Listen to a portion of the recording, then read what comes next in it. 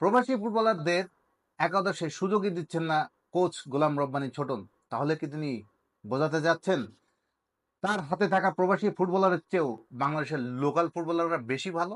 সবার আগে under-19 sub চ্যাম্পিয়নশিপে বাংলাদেশ নিশ্চিত করেছে সেমিফাইনাল।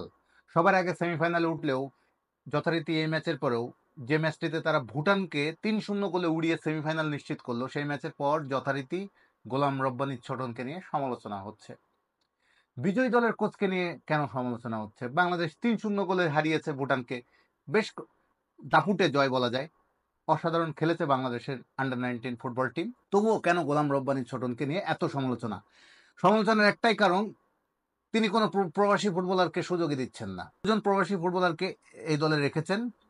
আন্ডার-19 বর্তমান দলে যে দুজন প্রবাসী ফুটবলার আছেন, আব্দুল কাদির, ফারজাদ আফতাব, দুজনকে আজকে সাইড লাইনে দেখলাম, তাকে বেঞ্চ গরম করে সময় কাটলো।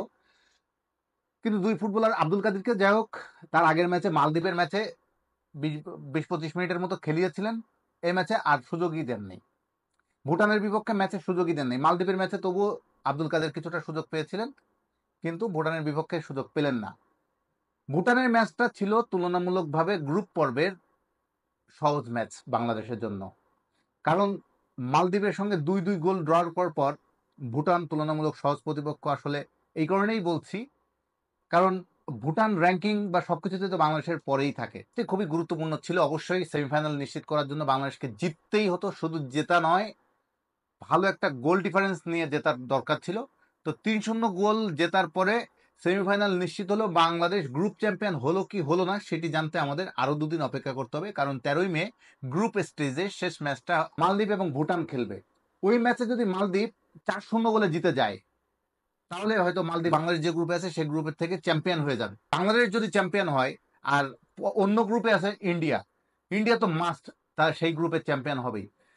বাংলাদেশ যদি গ্রুপ চ্যাম্পিয়ন হতে পারে, তাহলে বি গ্রুপে চ্যাম্পিয়ন যদি হয় ভারত, তাহলে সেই ভারতকে বাংলাদেশ সেমিফাইনালে এড়িয়ে যেতে পারবে বলতে আমি এটাই বোঝাচ্ছি যে সেমিফাইনালে ভারতের মতো কঠিন প্রতিপক্ষ, অত্যন্ত কঠিন প্রতিপক্ষকে অন্তত বাংলাদেশকে ফেস করতে হবে না। ভারত এরই মধ্যে তার গ্রুপ স্টেজে কিন্তু শ্রীলঙ্কাকে 8-0 গোলে হারিয়েছে।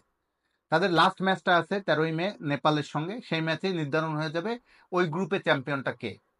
আর একই দিনে বাংলাদেশ যে গ্রুপে আছে সেই গ্রুপে নির্ধারণ হয়ে যাবে বাংলাদেশের গ্রুপের গ্রুপ চ্যাম্পিয়নকে। অবশ্যই বাংলাদেশ চাইছে গ্রুপ চ্যাম্পিয়ন হয়ে সেমিফাইনালেই যেতে। সেমিফাইনাল নিশ্চিত হয়েছে, কিন্তু গ্রুপ চ্যাম্পিয়ন হবে কি হবে না সেটি জানতে তাই আমাদের 2 দিন অপেক্ষা করতে হচ্ছে। ভুটানের ম্যাচটা তাই যথেষ্ট গুরুত্বপূর্ণ ছিল বাংলাদেশের আজকের ম্যাচ। ছোটন যদি চাইতেন এই ম্যাচেই আরেকটু পরখ করে দেখতে পারতেন প্রবাসী ফুটবলারদের, কারণ তিনি সেমিফাইনাল ফাইনালের মতো গুরুত্বপূর্ণ ম্যাচে নিশ্চয়ই তিনি পরীক্ষা নিরীক্ষা করবেন না, বা তিনি কাউকে ওখানে পরখ করে দেখার বিলাসিতা দেখানোর সুযোগ কম থাকে। যা পরীক্ষা নিরীক্ষা করার দরকার ছিল এই ভুটান ম্যাচেই।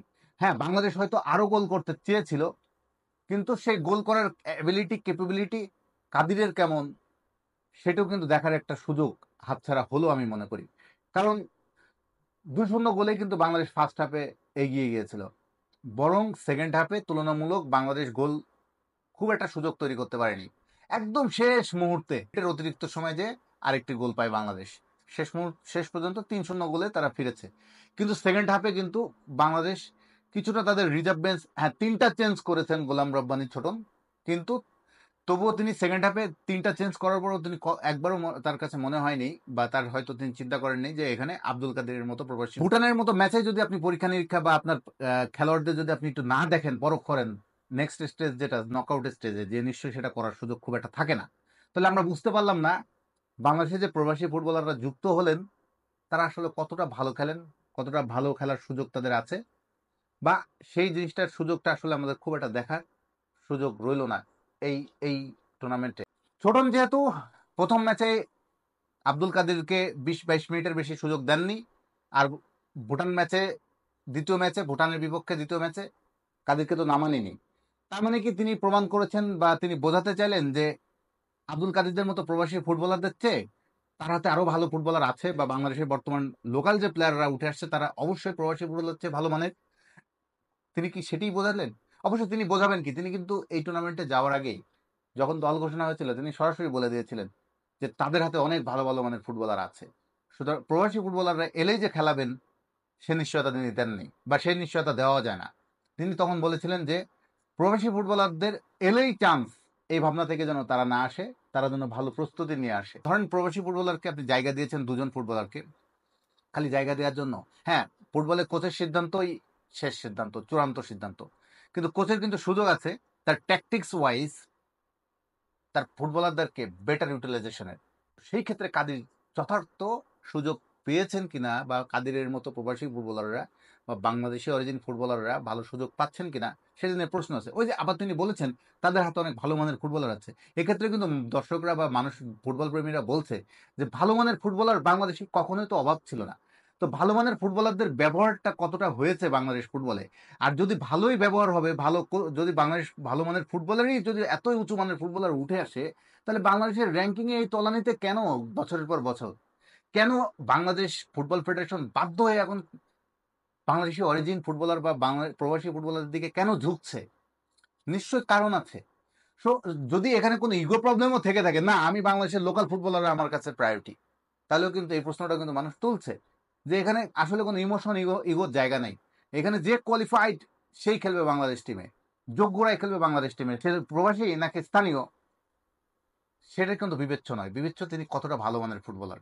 তো সেক্ষেত্রে হয়তো ছোটন নিশ্চয়ই ভবিষ্যতে আরো তিনি ভালো করে দেখবেন। গোলাম রব্বানী ছোটনের উপর আমাদের অবশ্যই আস্থা রাখতে হবে, কিন্তু জানেন তিনি নারী ফুটবলকে অন্য উচ্চতায় নিয়ে গেছেন, বাংলাদেশ নারী ফুটবলকে অনেক সাফল্য তিনি এনে দিয়েছেন। এখন তিনি আন্ডার 19 টিমকে সামলাচ্ছেন, নিশ্চয়ই এই টিমকে নিয়েও তিনি অনেক দূর যাবেন। নিশ্চয়ই তার খুব ভালো প্ল্যান আছে, স্ট্র্যাটেজি আছে, কিন্তু সেই স্ট্র্যাটেজি, সেই কৌশল কিন্তু প্রশ্নবিদ্ধ হয়ে পড়ে এই ধরনের কিছু সিদ্ধান্তে। তো দেখা যাক নেক্সট ম্যাচ বাংলাদেশ যদি পেয়ে যায় নেপালকে সেমিফাইনালে, বা ইন্ডিয়াকে, সে যাকেই পাক, তবে নেপালকে পাওয়ার চান্সটাই বেশি থাকবে বাংলাদেশের, যদি গ্রুপ চ্যাম্পিয়ন হয়ে যেতে পারে। আর যদি বাংলাদেশ গ্রুপ রানার্স আপ হয়ে সেমিফাইনালে ইন্ডিয়ার মুখোমুখি হয়ে যায়, সেটা দেখা যাবে। সেই ম্যাচে কিন্তু তিনি আর খুব বেশি পরীক্ষা নিরীক্ষার সুযোগ পাবেন না, বরং সেই ম্যাচটা জিততেই হবে যেভাবে হোক, ফাইনালে যেতে হলে। তো আমরা আপাতত বাংলাদেশের সামনে 5 দিন গ্যাপ আছে, 11 তারিখের পরে সেমিফাইনাল 16 তারিখে। তো এই 4-5 দিনের মধ্যে বাংলাদেশ নিশ্চয়ই নিজেদের স্ট্র্যাটেজি, নানা কৌশল সাজাবে। ছোটনের এই সিদ্ধান্তের পর কিন্তু আবার হাবিয়ার কাবারের কথাও চলে আসে। ছোটন কোনোভাবে প্রবাসী ফুটবলারকে দেখা যাচ্ছে সুযোগ দিচ্ছেন না, কাবারেরাও কিন্তু সহজে দিতে চাননি। ফাহমিদুল ইসলাম যেভাবে ফিরে গেছেন, যদিও ফাহমিদুল ইসলাম সঙ্গে তার কিসের ঘটনাটা, তাদের কিসের মতবিরোধ, তাদের কিসের দুজনের মধ্যে ডিস্টেন্স তৈরি হয়েছিল, কি ঘটনা ঘটেছিল, সেটি আমরা বাংলাদেশ টিম কিংবা ফাহমিদুল কিংবা কাবেরের কারোর পক্ষ থেকে আসলে আনুষ্ঠানিকভাবে কোনো ব্যাখ্যা আমাদের দেওয়া হয়নি। কিন্তু আমরা নানা সোর্স থেকে যেটুকু শুনেছি, দুজন কোচ এবং খেলোয়াড়ের মধ্যে একটা কিছু ঘটনা ঘটেছিল এবং সেটারই শিকার, ভিকটিম হয়ে গেছিলেন ফাহমিদুল। নানা ধরনের চাপের মুখে কাবেরেরা এখন বাধ্য হচ্ছেন আবার ফাহমিদুলকে দলে ফেরাতে। তো দেখা যাক বাংলাদেশে ফাহমিদুল ইসলাম ফিরছেন, কিন্তু প্রবাসী ফুটবলার, বাংলাদেশি অরিজিন ফুটবলারদের সঙ্গে যদি কোচেরা যথাযথ সিদ্ধান্ত নিতে যদি ভুল করেন তারা, তাহলে কিন্তু তারা বাংলাদেশে আসতে খুব একটা উৎসাহ বোধ করবেন না ভবিষ্যতে। তো এই দিকটাও আমাদের খেয়াল রাখতে হবে। কোচ সঠিক সিদ্ধান্ত নেবেন, কোচের সিদ্ধান্ত চূড়ান্ত, আবার একজন খেলোয়াড়ের প্রতি জাজমেন্টটা যেন সঠিক হয়, সেটিও আমাদের মাথায় রাখতে হবে।